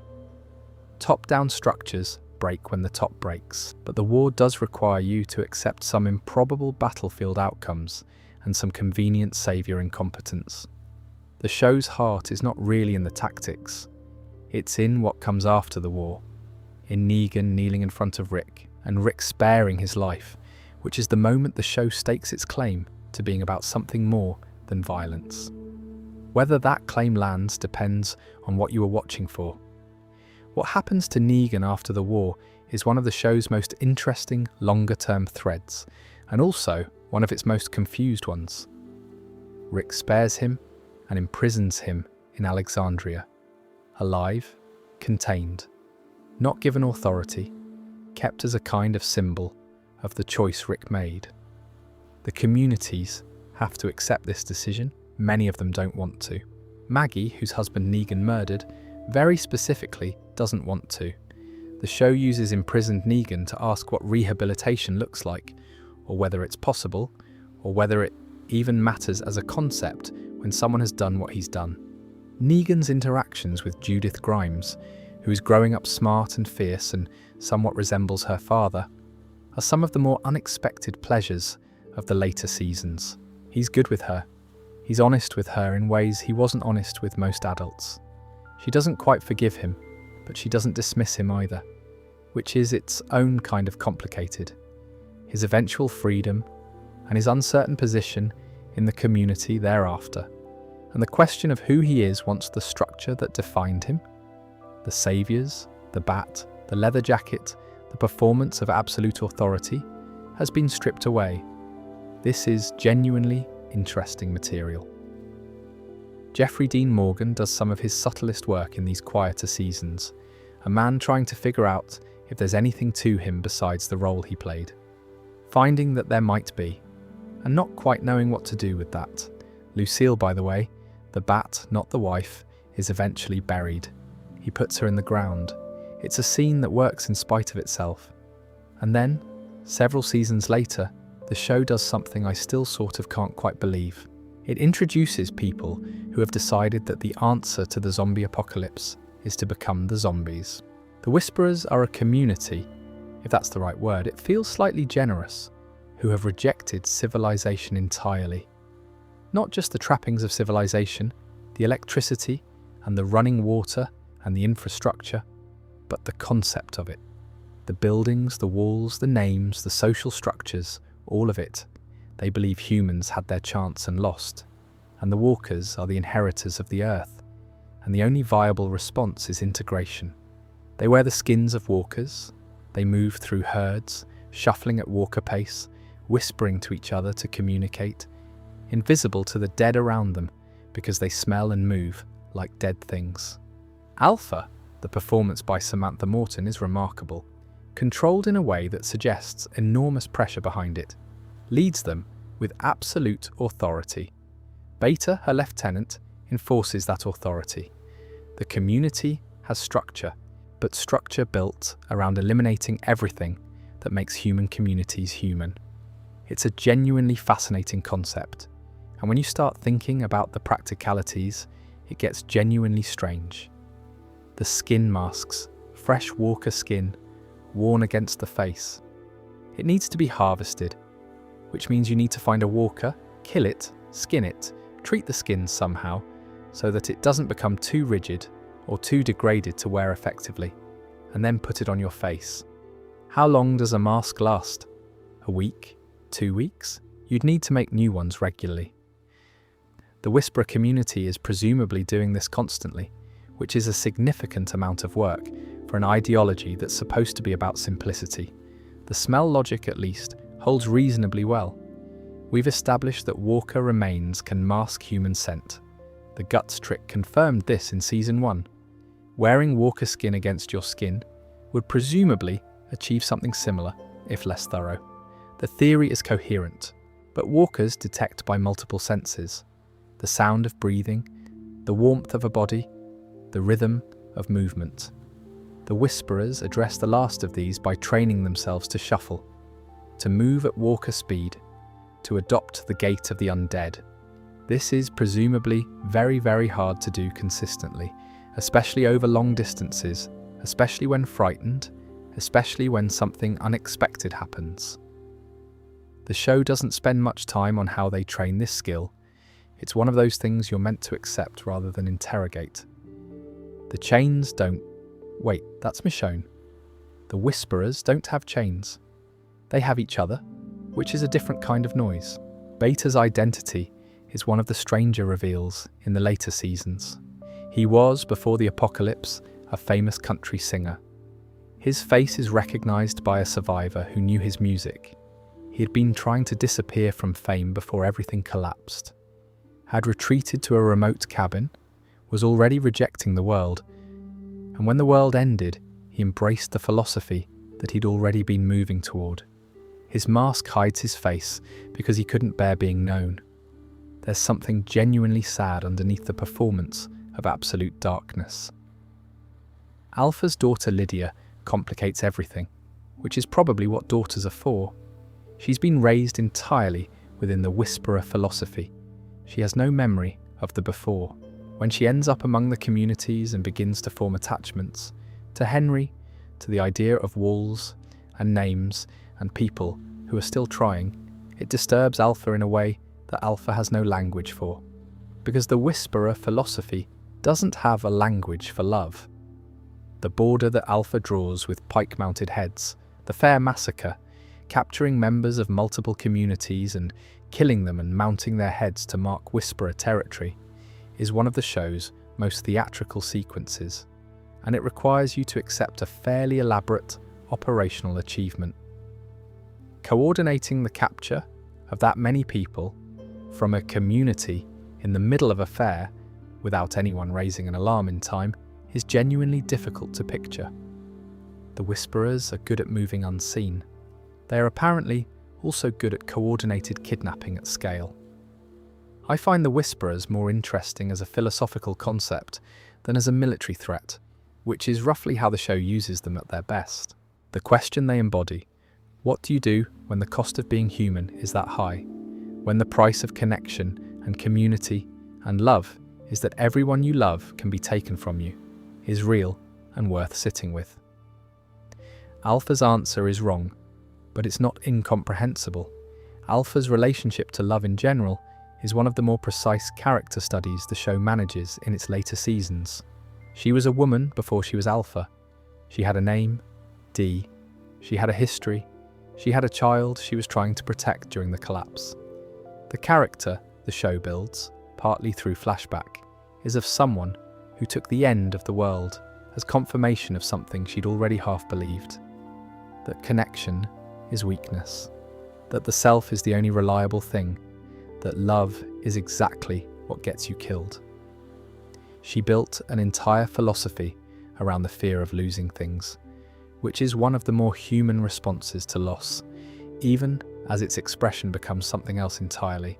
The specific heads on the pikes include people the audience has known for varying lengths of time: Enid, Tara, Henry among others, and the show handles the reveal with some restraint. The camera doesn't linger. The horror is in the recognition and then in watching the other characters process it. Grief and fury arriving in different orders, in different people. One last Whisperer detail worth mentioning. The skin masks, once you think about them practically, involve a fairly constant supply chain.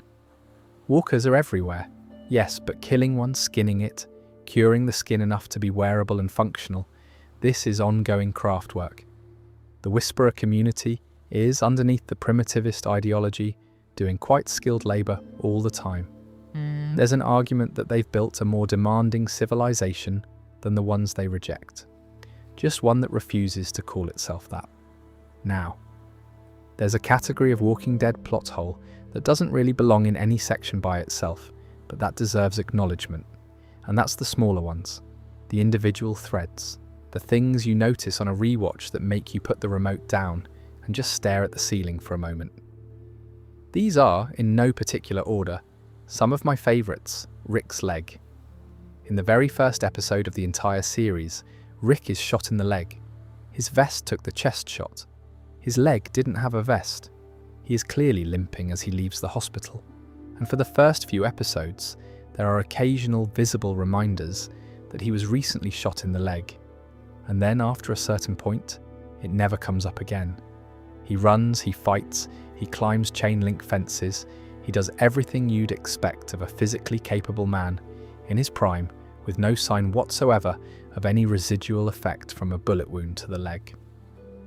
The show just quietly sets the injury aside once it's no longer serving the story, which is extremely common in television and which never stops being funny when you notice it. The walkie-talkie. Rick gives Morgan a walkie-talkie. He promises Morgan he will radio in every morning at dawn to check in, to give Morgan a sense of whether it's safe to head to Atlanta. This is a good and thoughtful thing to do. Rick radios Morgan once on screen, gets no response, and then appears to entirely forget about the walkie-talkie and the promise for the rest of Season 1. Morgan, for his part, apparently also has the walkie-talkie, but also doesn't radio in. Two people not radioing each other on a walkie-talkie is not a plot hole, strictly speaking, but it is a gentle comedy of non-communication. Laurie's car, Season 2. Laurie decides to drive to find Rick, who is at Herschel's farm. She gets in a car, alone, during the apocalypse, and drives. While driving, she consults a map, a paper map, unfolded, held up in front of her face at eye level, read while driving. She runs off the road. The car flips. She survives. The scene plays this completely straight as a tense survival moment. And there's a walker in the car with her and she has to deal with it while upside down. But the fact that the crisis was created by a fully competent adult woman reading a map while operating a motor vehicle in the end times is extraordinary. I love it. I think about it constantly. Bullet logistics. The show is quite careful about ammunition in its early seasons. It treats bullets as a precious resource, something you count and ration and don't waste. By the middle seasons, and certainly by the Savior War in Season 8, the amount of automatic gunfire happening in any given episode suggests that someone in this universe has found an extremely large ammunition depot and is not mentioning it. Where the bullets come from becomes less and less of a question the show wants to engage with. Daryl's crossbow bolts. Daryl Dixon is one of the most effective fighters in the group, and his crossbow is his signature weapon. He fires bolts constantly. He retrieves them when he can. You see him pulling bolts out of walker skulls, sometimes with some effort throughout the series, but he also clearly loses bolts in every encounter. He fights in conditions where retrieval is impossible, and yet he never meaningfully runs out. There's a version of this show where Daryl runs out of crossbow bolts in Season 3 and has to switch to a different weapon, and I would watch that show, but it is not this show. The hat. Rick Grimes' sheriff's hat is one of television's great symbolic objects. He wears it, it goes to Carl, it comes back to Rick, it goes to Carl again. It is a physical object that the show uses to track the transfer of responsibility and burden between a father and his son. The hat means leadership. It means the weight of all of this. It means I'm the one who has to make the calls. When Carl puts it on, he's accepting something. When Rick wears it, he's accepting something. The show almost never comments on this explicitly. It just lets the hat sit there and mean things, which is the correct approach. Glenn's dumpster. This is not a small one, but it belongs in the fond catalogue because the reaction to it was so specific and so vivid. In Season 6, Nicholas shoots himself on top of a dumpster while Glenn is standing next to him, and the body falls on Glenn and both of them fall into the horde below. The camera cuts away. For weeks of the show's broadcast schedule, 6 weeks I think, it wasn't confirmed whether Glenn had survived. When the answer came, it was that Glenn had slid under the dumpster and hidden while the walkers consumed Nicholas's body above him. This is physically possible. It's also extremely improbable. The immediate aftermath of two bodies falling into a dense crowd of walkers, the movement, the smell, the heat, the blood, would make slide quietly under the dumpster without being grabbed. A very narrow window indeed. The show's in-universe explanation is essentially that Glenn got incredibly lucky, which is true, and which also means the show had been holding the audience hostage over an outcome determined by luck, rather than character. The reaction from the fanbase was a preview of how the audience would respond to the Season 6 cliffhanger finale. Not entirely positively. Glenn as a character is worth a moment regardless. He's one of the show's foundational people. His function in the early season, the young, quick, resourceful runner who can get into places nobody else can get into and get back out, gradually evolves into something more complicated as he accumulates weight and responsibility and love. His marriage to Maggie is the show's most complete portrait of two people choosing each other across impossible circumstances, quietly, consistently, without drama. His death in Season 7 is catastrophic in the show's emotional landscape, partly because he's been there from the very beginning, partly because of what it takes from Maggie, and partly because Stephen Yeun plays the final moments with a quality of devastated love. Maggie, I'll find you, that is almost unbearable to watch. The bicycle girl. We started with her, and I want to come back to her, because she's more than just a detail. She's the show's first articulation of its central preoccupation. Rick encounters her in the pilot, half a woman, crawling, reaching, and he falls off his bicycle in fright, and then gathers himself and rides away. At the end of that episode, he comes back for her. He doesn't have to. She poses no threat to him. She will never know he came back. But he comes back, and he sits with her for a moment, and he apologizes, and he does what needs to be done. That's the show. Everything the show is in that moment. The world has become something terrible, and some people are going to become terrible in it, and some people are going to keep coming back. Rick keeps coming back. Season after season, and beyond, he keeps coming back. The fact that some of the plot logistics along the way don't entirely hold up is, from where I'm sitting, completely beside the point. Dale, I should mention Dale Horvath, who lived on top of his RV and kept watch and said difficult things to people who didn't want to hear them. His death in Season 2 is one of the show's more surprising logistical puzzles. He's disemboweled by a walker in an open field at night. The show presents this as a terrible accident, and it is, but Dale is not a careless man. He's the camp's watchman. He notices things. The idea that a walker managed to sneak up on him in an open field to the extent that he didn't hear it until it was already pulling him down is something the show asks you to accept quickly, because the emotional aftermath is what matters. The group loses its moral voice. The person who kept asking the hard questions is gone, and things subsequently get harder. Laurie's car crash one more time, because I genuinely cannot stop thinking about it. She is driving. She unfolds a paper map. She holds it up in front of her face. She reads the map while driving. She goes off the road. I love this show. Carol. Carol Pelletier in Season 1 is a woman in a specific kind of crisis. She is the quietly frightened wife of an abusive man, doing what she needs to do to survive within the immediate domestic situation, while also trying to survive the apocalypse. She does laundry. She makes meals. She defers. Ed Pelletier is a particular kind of awful, and Carol has been with him long enough that the patterns of that relationship are deeply embedded.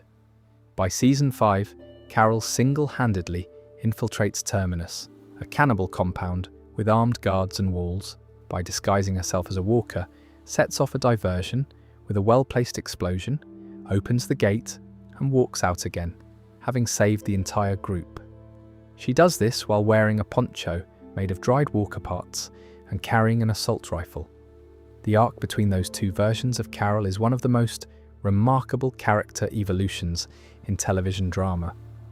Melissa McBride performs every stage of it with absolute conviction. But the journey, compressed as it is, does require some imaginative gap-filling. There are things the show implies happened off-screen that made Carol into the person she became. And Season 4's The Grove episode does extraordinary work on one specific aspect of her psychology. But the leap from the woman hiding bruises at Herschel's farm to the woman who walked into Terminus alone is significant. I don't think it's wrong exactly. People are capable of extraordinary transformation under extraordinary pressure. The apocalypse strips things away and also reveals things, and Carol's core capability was apparently there all along, suppressed by circumstances that no longer exist. It's just that the show occasionally skips the connective tissue, the phone in the prison. After Laurie dies, Rick picks up a telephone, a landline in a prison, clearly not connected to anything, and hears voices. He has conversations with dead people: Laurie, Amy, Jackie, Jim. The show initially presents this ambiguously, then confirms it's grief-induced hallucination. Rick carries this phone around for several episodes. Nobody in the group directly confronts him about it, though Herschel acknowledges it quietly and with great gentleness. It's a beautifully handled piece of storytelling about the mind's response to sudden, catastrophic loss. The phone is doing real work. The fact that it's a disconnected prison landline that Rick somehow got working enough to hear dial tone is a detail the show wisely never examines. Father Gabriel Stokes. He locked his congregation out of his church to save himself when the dead came, and listened to them die outside. He carries this.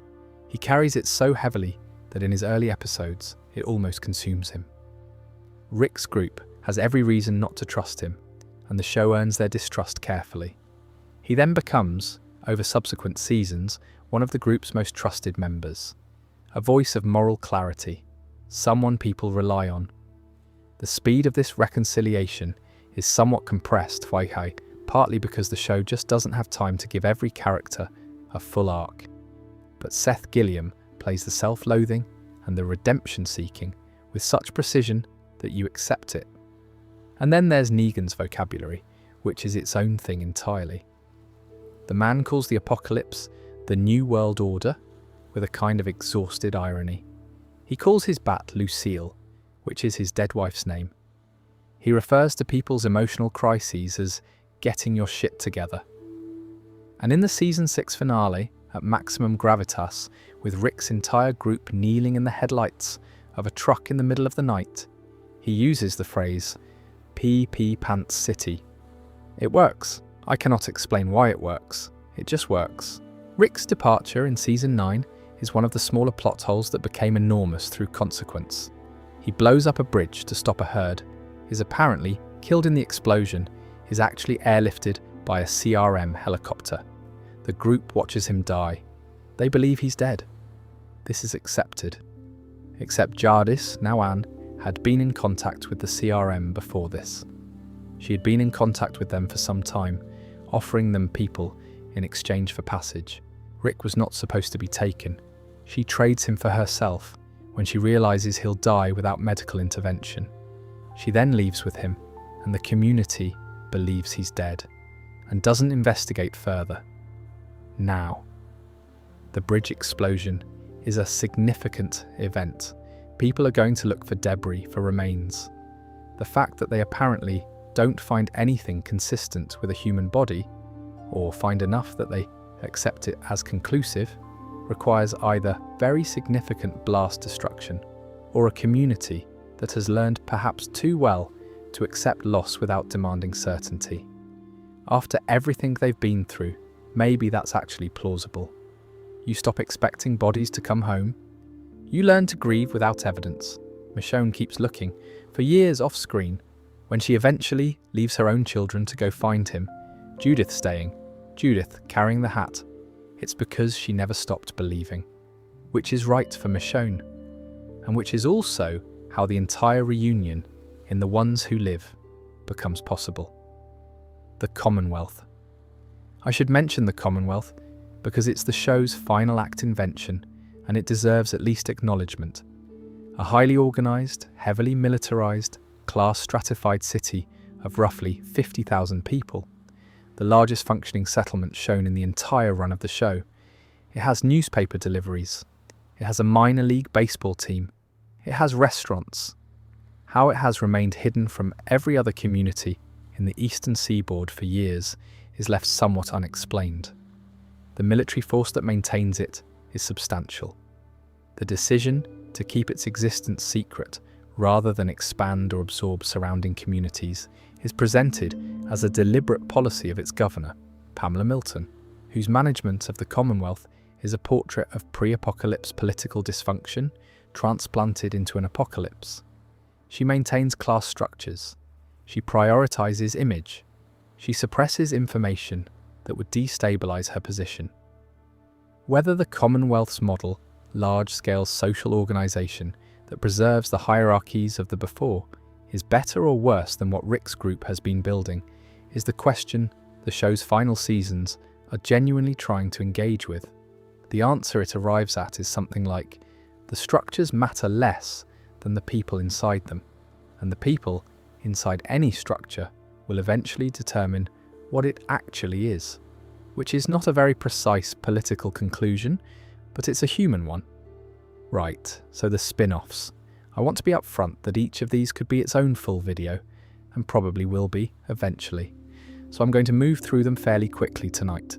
Think of this as a preview more than a full accounting. The Walking Dead universe currently has 3 ongoing or recently completed spin-offs. Dead City, which follows Maggie and Negan in Manhattan, Daryl Dixon, which is exactly what it sounds like, and The Ones Who Live, which is about Rick and Michonne. There's also Fear the Walking Dead, which has been running in parallel for years now, and Tales of the Walking Dead, an anthology, though those are slightly outside what I want to cover tonight. Dead City is the one where they go to Manhattan. The premise is that Manhattan is an island that has been essentially abandoned since the early days of the apocalypse, cut off from the mainland, overrun with walkers, the bridges either destroyed or blocked. It's become a kind of self-contained ecosystem. Maggie's son, Herschel Jr., has been taken there by a man called the Croat, who is a former saviour with a history with Negan, and Maggie needs to get him back. Negan needs to go with her, despite the fact that he killed Glenn, because of reasons the show works through carefully. The dynamic between Maggie and Negan is the entire reason Dead City exists, and it is genuinely a fascinating one. Lauren Cohan and Jeffrey Dean Morgan are both doing their finest work, and the premise, 2 people who can never fully trust each other being entirely dependent on each other, is exactly the kind of thing the Walking Dead universe does best. The plot hole dimension of Dead City is less about the internal logic of individual scenes, and more about the big picture question: how has Manhattan remained so isolated for so many years? You'd expect some kind of organised attempt to clear the island, or at least to establish a perimeter. The show implies there have been attempts that failed. The walker density is apparently extraordinary, which tracks with Manhattan being one of the most densely populated places on Earth before the outbreak. The biomass of the original walker population would be genuinely staggering in a place like that. There is also a functioning civilization operating inside Dead City, which the Croat has built using walker bile as a mechanism of control, and the logistics of how that has sustained itself are left somewhat sketchy. But the emotional core of the show is strong enough that you follow without demanding receipts. Daryl Dixon is the most geographically ambitious of the spin-offs. Daryl washes up on the coast of France, apparently having crossed the Atlantic Ocean somehow, and finds himself in the middle of a French apocalypse that has developed slightly differently from the American one. There are variant walkers, faster, more aggressive, and there is a group attempting to find or develop a cure, centered around a child named Laurent, who may or may not be immune or significant in some way. The first season of Daryl Dixon is pleasingly strange. It feels like a different show. The French countryside is beautiful. The community structures are different. The particular flavour of the post-apocalypse there has its own character. Norman Reedus has been doing this role for over a decade, and he fits inside Daryl the way very few actors fit inside long-running characters, which is to say, completely and without apparent effort. The question of how Daryl got to France is held deliberately vague in Season 1 and addressed more directly in Season 2. The answer involves the CRM, the Civic Republic Military, which is the large, secretive, continent-spanning organisation that connects several of the spin-offs. The implication is that Daryl was taken, transported, ended up in the ocean, survived. The specifics are currently part of an ongoing arc. The Cure research subplot raises a question I find genuinely interesting. If France was developing meaningful work toward understanding the virus, and if there was ever any communication between the European and American sides of this collapse, why did nobody in the American communities know about it? The show's implication is that the CRM has been suppressing information across jurisdictions for its own reasons, which is a conspiracy-level answer, but it's a coherent one. And then the ones who live, which is the spin-off with the clearest reason to exist. Rick Grimes was taken from the river bridge in Season 9 of the main show, apparently killed in an explosion, actually airlifted by a CRM helicopter. He has been, we learn, alive inside the Civic Republic, a massive, hidden, very carefully guarded civilization for years. His attempts to escape have been repeatedly, methodically defeated. The CRM is not a force you can easily leave. Michonne figures out he's alive. Michonne goes looking for him. They find each other. Andrew Lincoln and Danai Gurira are so good together that the emotional logic of the show carries almost everything. The mechanics of how Rick has been kept contained, the CRM's specific methods for ensuring compliance, are shown rather than told, which is the right call. The portrait of a man who has been trying to get home for years and keeps being stopped is genuinely affecting. The CRM itself, as a concept, is the spin-off universe's most interesting idea. A massive, technologically functional civilization that has survived by being completely secret, that has the capacity to project force across large distances, that has been making decisions that Rick's communities would find monstrous. Rick has been living inside that machine. He has been complicit in some of it, by degrees. What do you do with that? What does Michonne do with that, finding it? The plot hole territory in The Ones Who Live is less about individual scene logic and more about the big picture question of how the CRM has remained undiscovered for so long, and what the full scope of their operations looks like. These are questions the show is still working through. What I can say is that the reunion, when it comes, is worth the wait. I don't want to spoil the specifics for anyone who hasn't seen it, but it earns what it goes for. And each of these shows, Dead City, Daryl Dixon, The Ones Who Live, suggests something interesting about the Walking Dead universe, which is that the main show was not, in fact, the whole story. It was the part of the story set in a specific place, following specific people, during a specific period. The world kept going on the edges. Things happened that Rick's group didn't know about. People made choices that will turn out to have mattered, in places the cameras weren't following. That's actually a fairly compelling way to build a universe, plot holes and all. Fear the Walking Dead is worth a mention here, even briefly, because it's been running in parallel with the main series since 2015 and has its own considerable catalogue of internal inconsistencies. It follows a different family in Los Angeles during the actual outbreak, which should have made it a fascinating early days story, and then became a very different show across several tonal pivots that are essentially their own documentary of what happens to a series when the creative leadership changes multiple times. The most interesting thing Fear the Walking Dead did, logistically, was have its characters end up in the same geographical area as the main show's characters by its later seasons, which created the theoretical possibility of crossovers and the practical problem that they couldn't appear in the same place at the same time without the main show having to acknowledge them. The shows exist in the same universe, but operate as though they don't quite share a world. It's one of the stranger franchise coordination problems in recent television.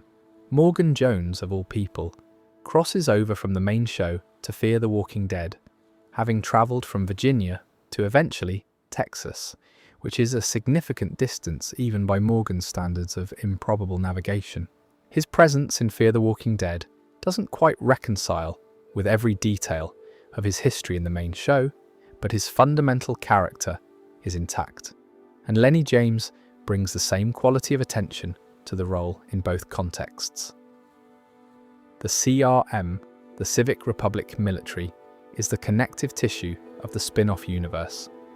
It appears in Fear the Walking Dead, in World Beyond, a now completed spin-off specifically about the CRM and its operations, in The Ones Who Live, and implicitly in Daryl Dixon. Its full scope is still being revealed. The implication is that there is a level of organisation above any of the communities the main show showed us, that has been making large-scale decisions about the post-apocalyptic world, that has access to technology and resources that Rick's group couldn't imagine. What those decisions are, and what they cost, is the question the expanded universe is slowly building toward. It's an ambitious expansion for a franchise that started with a man waking up alone in a hospital room on a deserted street. Whether the scale of the ambition is matched by the execution depends on which parts of it you're watching, but the ambition itself is genuine. So, that's most of it.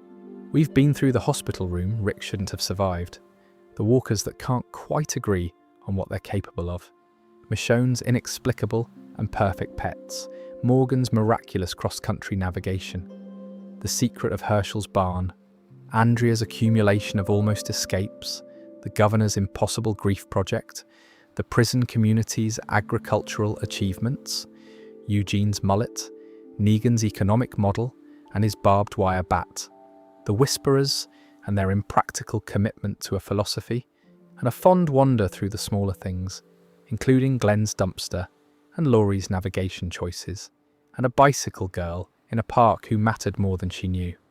And none of it, not a single one of them, makes me love the show less. I reckon that's probably the point. The Walking Dead, across its entire run, is a show about what people choose to keep when they've lost everything. Rick keeps his hat, his son, his stubborn belief that there is something worth protecting. Daryl keeps moving toward people he slowly learns he doesn't have to leave. Carol keeps reinventing herself until she finds the version that can survive without becoming unrecognizable.